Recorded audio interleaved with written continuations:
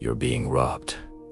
Not by a person, by your phone, by every notification, by every tab open in your browser right now. You think you're multitasking? You think you're staying on top of things. But here's what's actually happening.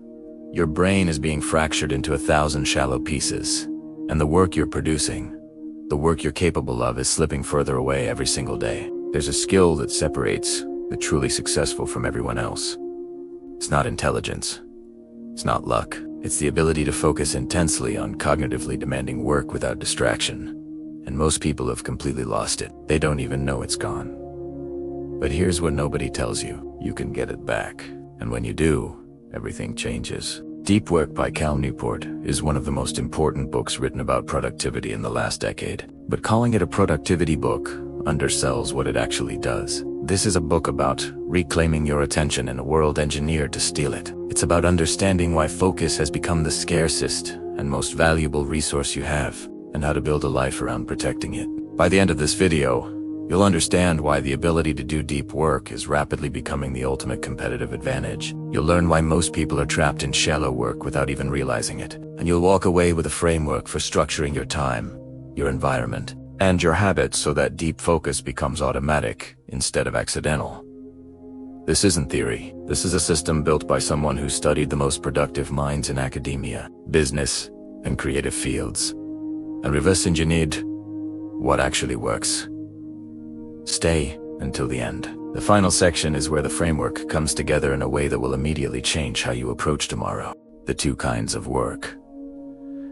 Cal Newport begins with a distinction most people have never consciously made but feel in their bodies every single day. There are two fundamentally different types of work. Deep work. Professional activities performed in a state of distraction, free concentration that push your cognitive capabilities to their limit. These efforts create new value, improve your skill, and are hard to replicate. Shallow work, non-cognitively demanding, logistical-style tasks, often performed while distracted. These efforts tend not to create much new value in the world and are easy to replicate. Read those definitions again. Now look at your workday. How much of what you did yesterday was deep? How much was shallow? If you're honest, and most people are when they actually track it, the ratio is terrifying. You spend 8 hours at work and maybe produced 1 hour of real, meaningful output. The rest was emails, meetings, Slack messages, and the feeling of being busy without actually building anything. But here's where it gets uncomfortable, because this isn't just about wasted time. Shallow work feels productive. It feels like progress. You're responding, you're communicating, you're visible. The dopamine hits arrive constantly. Check the inbox, clear a notification, reply to a message. Your brain interprets all of this as accomplishment, but nothing is being built. No deep skill is being developed. No difficult problem is being solved. You're trading the best hours of your cognitive peak for tasks a decent algorithm could handle, and the cost isn't just today's output. It's cumulative. Every day spent in shallow mode is a day your brain doesn't strengthen the neural pathways required for intense focus. The muscle atrophies. And after years of this, sitting down to do 2 uninterrupted hours of cognitively demanding work feels almost physically impossible. Why deep work is rare. Newport argues that deep work is simultaneously more valuable than it's ever been and rarer than it's ever been. And that combination creates a massive opportunity for anyone willing to swim against the current. Why is it rare? 3 reasons. First, the culture of connectivity. Most workplaces have adopted an always-able communication model.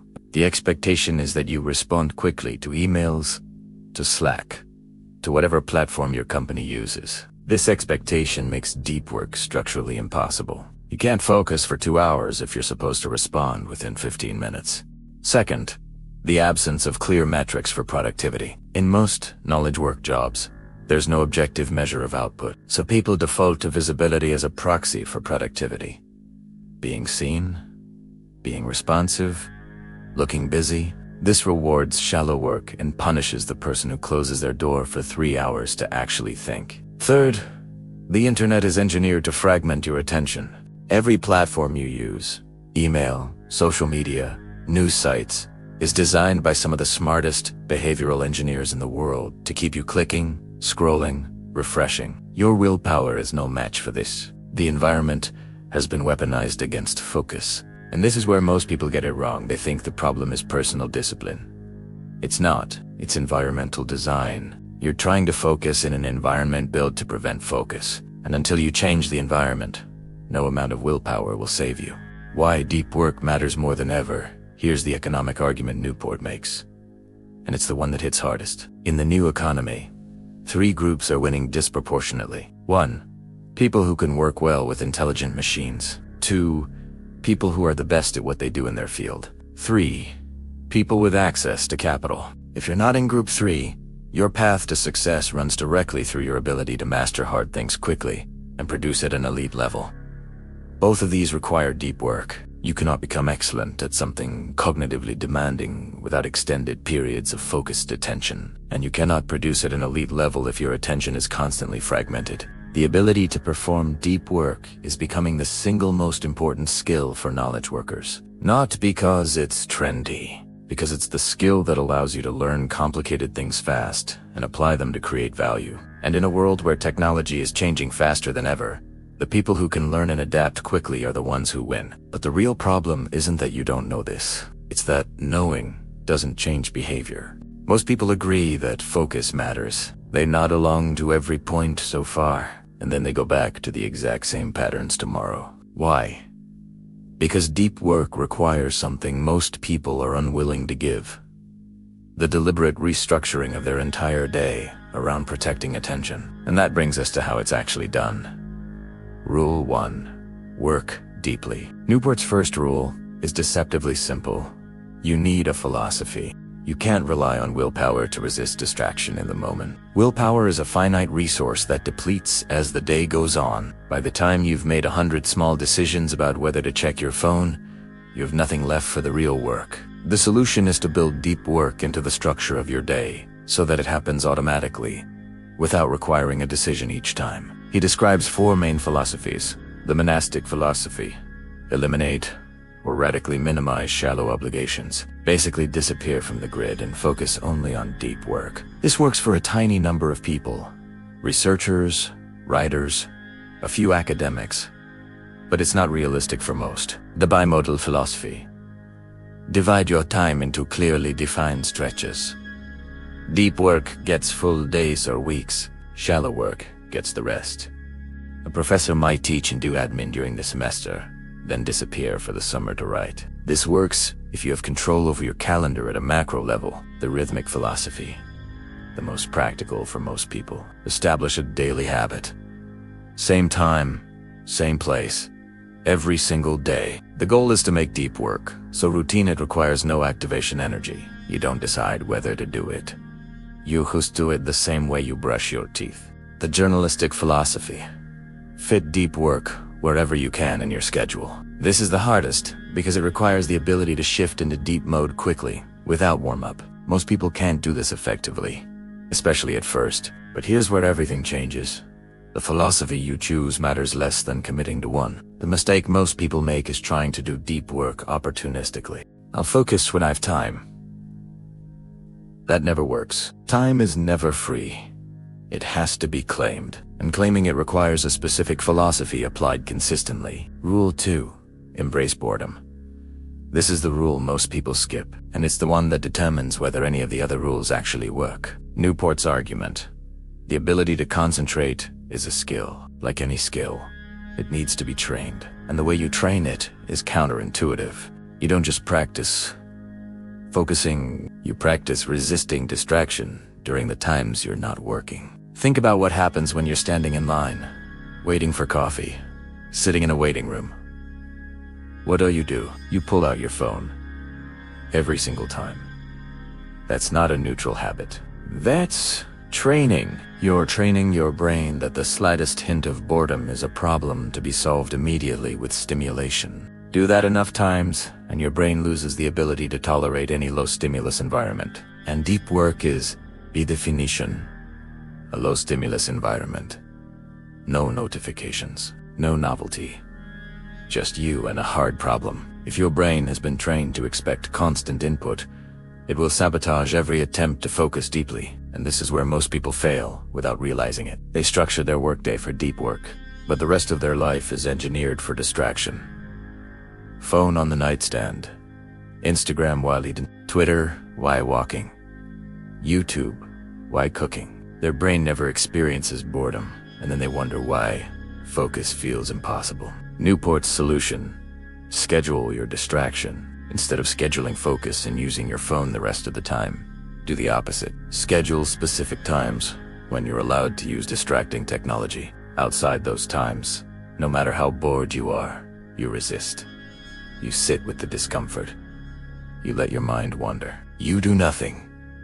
This sounds trivial. It's not. This is reconditioning your nervous system to tolerate low stimulation states. And that reconditioning is what makes deep work sustainable instead of agonizing. Rule 3. Quit social media. This is the rule people push back on hardest, and Newport knew they would. So he doesn't argue from productivity alone. He argues from something deeper: the cost of fragmented attention on the quality of your life. Most people use social media casually. They don't think it's a big deal. A few minutes here, a scroll there.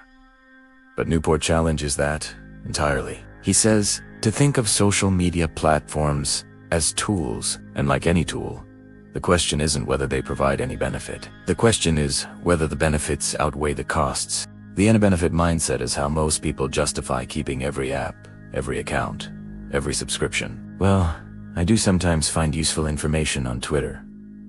Sure, but what's the cost? How much of your attention does it demand? How often does it pull you out of focus? How much low-quality content do you consume to get to the one useful piece? Wait, this is the part nobody talks about. Newport introduces the craftsman approach to tool selection. Identify the core factors that determine success and happiness in your professional and personal life. Then, for each tool you use, ask, does this substantially support one of these core factors? If not, get rid of it. This is brutal clarity. Most people are carrying around a dozen tools that provide minor benefits at massive attentional cost. And because they've never done the math explicitly, they keep using them. He's not anti-technology. He's anti-thoughtless technology use. If a tool genuinely, substantially contributes to something you care deeply about, use it. If it's just filling time or providing a vague sense of connection, cut it. Rule 4. Drain the shallows. The final rule is about minimizing shallow work to create maximum space for deep work. Newport's claim: most people dramatically overestimate how much shallow work is actually necessary. He introduces a practice: shallow work budgeting. At the start of each week, decide how much time you'll allow for shallow work. Email, meetings, admin, tasks. All of it gets a fixed budget. Once that budget is spent, you stopped. If something doesn't fit, it doesn't get done, or it waits. This forces prioritization. When shallow work is unlimited, it expands to fill all available time. But when you cap it, suddenly you realize most of it wasn't that important. The truly critical tasks still get done. The rest falls away. But the real shift isn't the budget, it's the identity change. When you cap shallow work aggressively, you're making a statement about what kind of worker you are. You're not the person who responds to every email instantly. You're not the person available for every meeting. You're the person who produces real, difficult, valuable work, and everything else is secondary. This makes some people uncomfortable. It feels risky. What if people get upset? What if you miss something important? Newport's answer: people adapt, and the missed things are almost never as critical as they seemed in the moment. The cost of being constantly available is far higher than the cost of occasionally being unavailable. The attention economy has already decided. Here's what Newport doesn't say explicitly, but what runs underneath the entire book. We are living through an attentional crisis.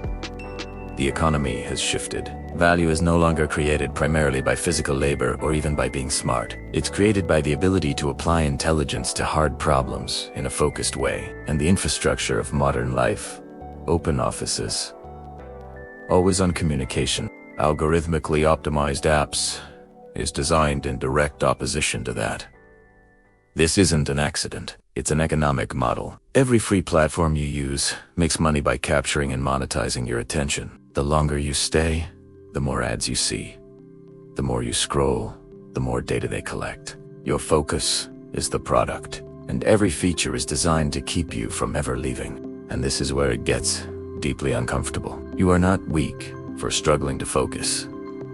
You are outmatched. You are trying to resist systems designed by teams of engineers whose entire job is to make resistance impossible. The notification timing, the variable rewards, the infinite scroll. Every element is optimized against your ability to disengage. Newport's argument is that most people have surrendered without realizing they've surrendered. They've accepted the premise that constant availability is just how work works now. That fragmented attention is the cost of staying relevant. That deep focus is a luxury only a few people can afford. But that premise is a trap, and the people who reject it, who build their lives around protecting deep work, are the ones producing disproportionate value. Not because they're smarter, because they've structured their environment to allow sustained cognitive effort while everyone else is drowning in distractions they mistook for productivity. The hidden cost of shallow work.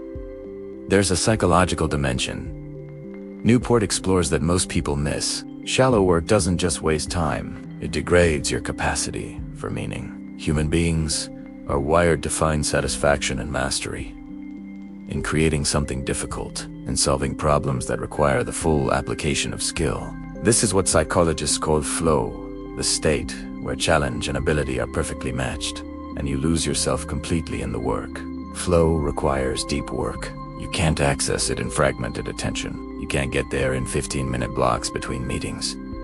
And without flow, work becomes drudgery. You spend your days busy, but unsatisfied, tired but not from real exertion. You worked hard but built nothing you're proud of. But here's what changes everything. This isn't just about career success. Newport makes the case that a deep life is a meaningful life, that the ability to focus intensely on things that matter is directly tied to life satisfaction. The person who spends their evenings scrolling social media feels vaguely dissatisfied, even though nothing bad happened. The person who spends 2 hours building something, learning something, creating something, feels fulfilled. Same amount of free time. Radically different psychological outcome. And the difference is depth. Why this requires a radical choice. Here's the part most people don't want to hear. You cannot ease into deep work. You cannot optimize your way there while keeping all your current habits intact. It requires a deliberate, often uncomfortable restructuring of how you spend your time and what you agree to. You will have to say no to things. You will have to disappoint people occasionally. You will have to set boundaries that feel extreme compared to the norms around you. And this is where most people stop. They agree with everything in the book and then do nothing, because the social cost of actually implementing it feels too high. But Newport's argument is that the cost of not implementing it is far higher. You will spend decades in a state of constant distraction, producing work you're not proud of, feeling perpetually behind, and wondering why you never became what you were capable of becoming. The choice is between short-term discomfort, setting boundaries, restructuring time, resisting the pull of constant connectivity, and long-term regret. Most people choose regret because it arrives slowly and the discomfort is immediate. What this book is really about. Strip away the productivity language, and what remains is a book about agency, about whether you control your attention or whether your attention is controlled by systems designed to extract it, about whether your days are spent on things that matter to you or things that matter to someone else's business model. And this is where the book stops being about work and starts being about life. Newport's central claim is that the ability to focus is not just a professional skill. It's the skill that determines the quality of your inner life. The person who can focus deeply experiences a different kind of day than the person who cannot. More satisfaction, more meaning, more presence, more control.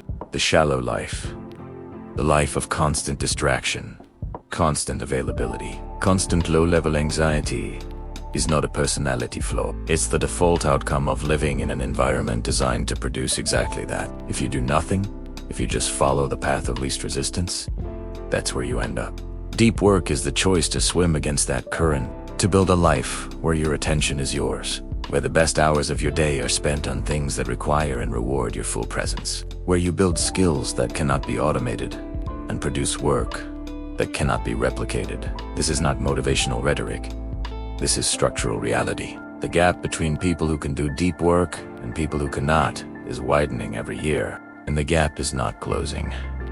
It's accelerating. How this changes your life, starting tomorrow. Here is what implementation actually looks like. Not the theory.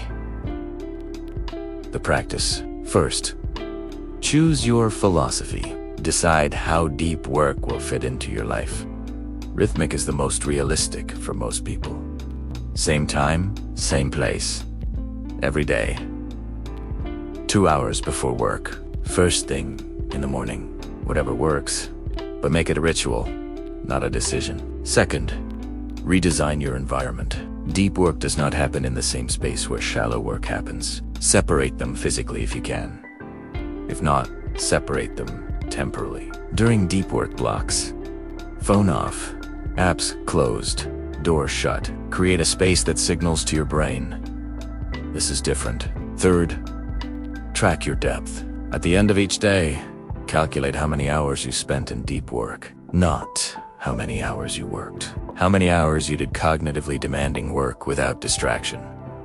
For most people, the number is shockingly low. Once you measure it, you can improve it. But the real transformation isn't tactical. It's identity-based. Fourth, stop identifying as someone who is always available.